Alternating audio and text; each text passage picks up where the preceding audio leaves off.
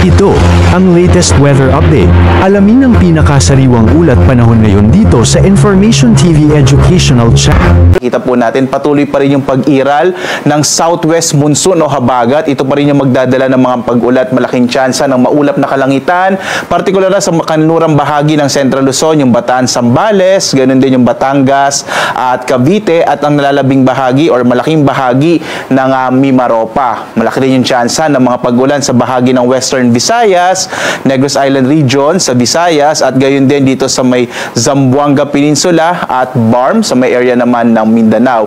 Ang nalalabing bahagi natin bansa, makikita nyo lalo na dito sa may Northern Luzon, halos walang masyadong kaulapan, ay inaasahan pa rin natin may generally fair weather po sa nalalabing bahagi nating bansa, pero posible pa rin yung mga thunderstorms sa hapon hanggang sa gabi. Makikita din naman natin, meron pong bagyo sa labas ng Philippine Area of Responsibility. Meron na po itong international name na Nari. Isa pong tropical storm itong si Nari at nasa mahigit 2,000 kilometro east-northeast ng extreme northern Luzon. Walang magiging direktang epekto itong bagyong si Nari sa ating bansa, at ito nga ay patungo na sa bandang Japan. Posible po itong maglandfall or tumungo sa may area ng Japan bandang araw ng Martes or Miyerkules. Ito pong Nari ay mula sa bansang South Korea, nang ibig sabihin po ay lili, no?